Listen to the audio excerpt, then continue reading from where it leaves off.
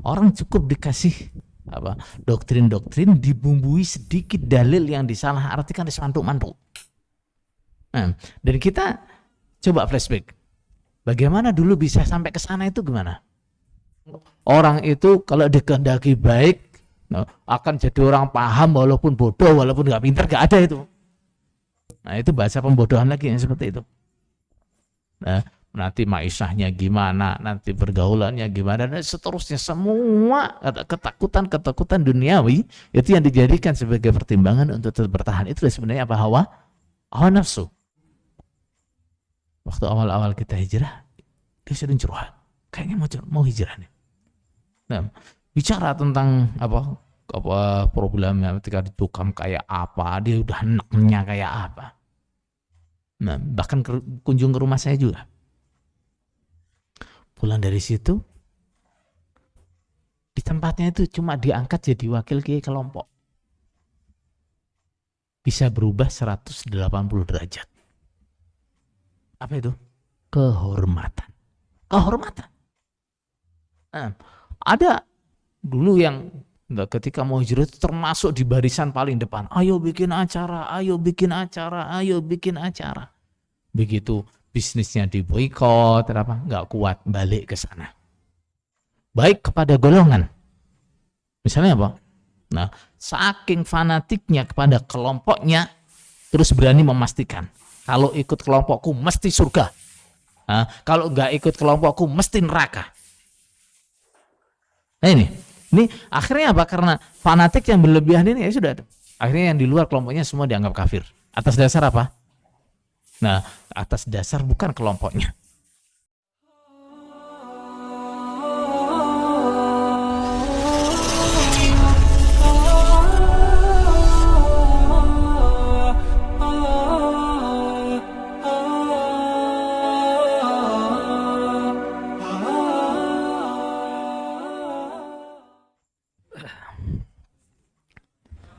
Bismillahirrahmanirrahim. Alhamdulillahirabbil alamin. Asyhadu an la ilaha illallah, asyhadu anna Muhammadar Rasulullah sallallahu alaihi wasallam wa ala alihi wa ashabihi amma ba'd.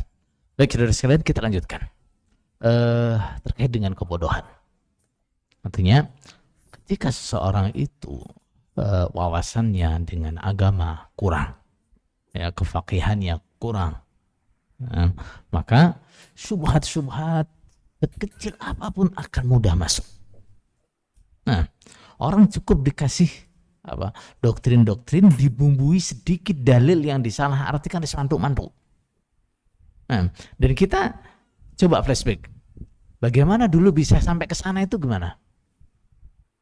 Karena pengen ibadah, kalau bahasa keren sekarang pengen hijrah, ya, terus di sana ada pengajian, dipelajari baca Quran, dipelajari makna Quran.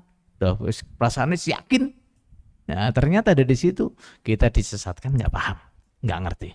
Ini bahayanya kebodohan seperti ini. Maka Rasulullah Shallallahu Alaihi Wasallam kemudian mengatakan, "Mayuridillahu bihi khairan yufaqihu fiddin." Siapapun orang yang dikehendaki baik oleh Allah Subhanahu Wa Taala, pasti Allah akan menjadikan dia orang yang faqih. Faqih itu apa? Faqih itu luas ilmunya, luas wawasannya terhadap hukum-hukum syariat, itu namanya faqih. Jadi gak ada kok terus orang itu kalau dikehendaki baik akan jadi orang paham walaupun bodoh, walaupun gak pintar, gak ada itu. Nah, itu bahasa pembodohan lagi yang seperti itu. Baik, jadi pintu yang paling berbahaya adalah pintu kebodohan. Nah, dan lagi-lagi terus ini selain kita, selanjutnya, orang-orang yang akan menjadi korban aliran-aliran sesat rata-rata adalah orang awam. Rata-rata adalah orang awam. Nah, orang awam yang pengen hijrah, orang awam yang pengen ibadah, orang awam yang pengen cari surga jadi mangsanya. Baik, kemudian yang kedua, jalan yang kedua adalah jalan lewat pintu hawa nafsu. Nah, hawa nafsu ini yang istilahnya menjadikan beberapa orang yang sebenarnya dia tahu itu nggak benar. Tapi, karena mungkin ada yang dia harapkan, ada iming-iming jabatan atau ada iming-iming kedudukan, kehormatan dan seterusnya, apalagi iming-iming finansial. Nah, akhirnya apa? Nah, dia mengorbankan agamanya, mau gabung ke situ. Atau yang sudah di situ. Nah, begitu dia sudah sadar, oh ternyata saya di tempat yang salah. Ternyata yang saya ikuti salah. Nah, hawa nafsu inilah yang kemudian juga menjadikan dia apa? Masih betah di situ. Entah dengan alasan apa saja. Nah, intinya yang menjadikan dia sulit untuk meninggalkan adalah apa? Hawa nafsunya. Nah, nanti maisahnya gimana, nanti pergaulannya gimana, dan seterusnya. Semua ketakutan duniawi itu yang dijadikan sebagai pertimbangan untuk tetap bertahan. Itu sebenarnya apa? Hawa nafsu.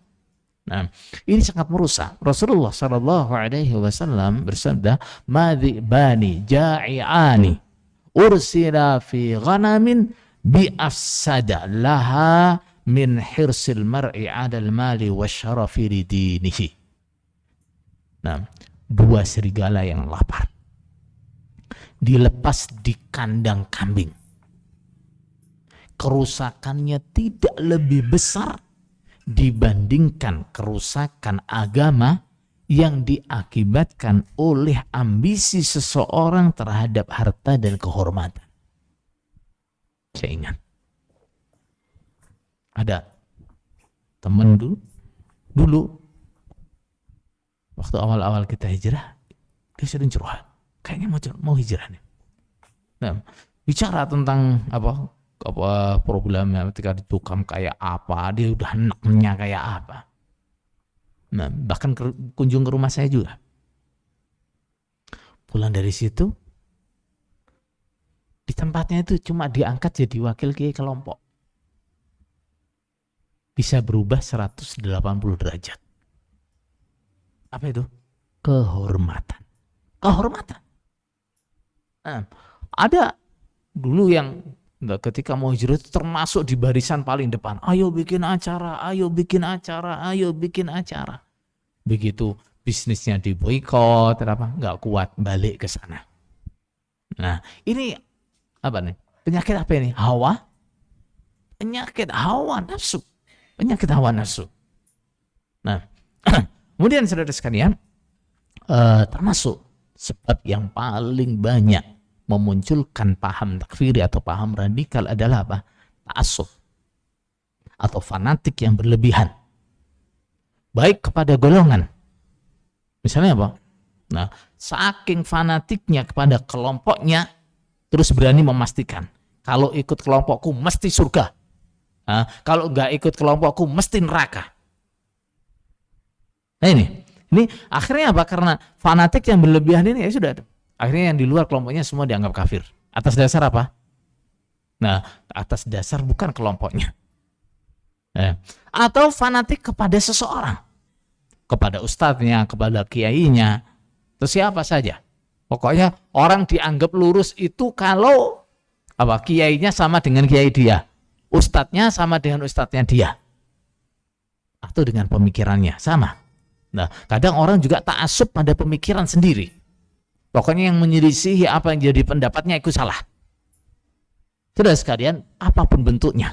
Nah, ta'assub pada golongan, ta'assub kepada seseorang, ta'assub kepada pemikiran diri sendiri, ini bahaya. Nah, salah satu bahayanya adalah apa? Akan menjerumuskan seseorang kepada paham takfiri. Ta'assub pada golongan, terutama yang paling banyak ini. Nah, akhirnya gimana? Nah, dalil-dalil misalnya persaudaraan sesama muslim. Rasulullah Shallallahu Alaihi Wasallam mengatakan gimana? Konsep persaudaraan dalam Islam itu apa? Sama tempat kajiannya, sama manhajnya, sama kiainya, sama gurunya, sama pendapatnya?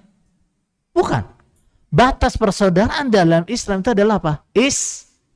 Islam. Al-muslimuna akhul muslim. Semua orang Islam, di semua, tanpa terkecuali ya, semua orang Islam itu saudara bagi semua orang Islam. Innamal mu'minuna ikhwah, semua orang iman itu nggak ada lain, mereka kecuali adalah apa? Saudara. saudara. Jadi persaudaraan kita itu batasnya apa? Kamu muslim, aku muslim. Siapapun kamu, ya, apapun manhajmu, siapapun gurumu, apapun madhabmu, selagi kamu muslim, kamu adalah saudaraku. Makanya juga kadang-kadang nih ya, nah kita juga membiasakan kalimat-kalimat yang ini jadi bibit-bibit ta'assub. Apa tuh? Kalau pengajiannya sama, manhajnya sama, disebut ikhwan kita. Yang lain gimana? Bukan ikhwan kita. Salah saudara ya. Ini kebiasaan salah, ini jangan dipelihara seperti itu, jangan. Ya. Nah, oh itu ikhwan kita, itu bukan. Loh dia muslim bukan? Ya muslim tapi bukan, nggak sama dengan kita. Saudara sekalian, apapun perbedaan kita ya dengan muslim yang lain. Nah, apapun perselisihan kita dengan muslim yang lain, persaudaraan muslim nggak boleh dihilangkan. Nggak boleh. Nah, terus kemudian pakai istilah ini ikhwan kita, ini bukan. Nggak boleh. Iki wonge dhewe, iki dudu. Nggak boleh, saudara.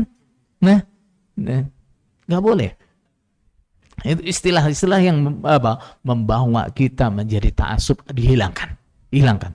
Orang Islam. Orang Islam adalah saudara bagi orang Islam. Jangan bilang ini ikhwan kita, ini bukan. Jangan. Kalau sampai ada orang Islam nggak merasa menjadi saudara bagi umat Islam yang lain, dia perlu bertanya. Mempertanyakan keislaman dia. Saya ini muslim apa enggak sih? Saya ini muslim apa bukan sih? Kok enggak merasa sebagai saudaranya muslim yang lain? Atau jangan-jangan sebaliknya, muslim yang lain sudah dianggap kafir.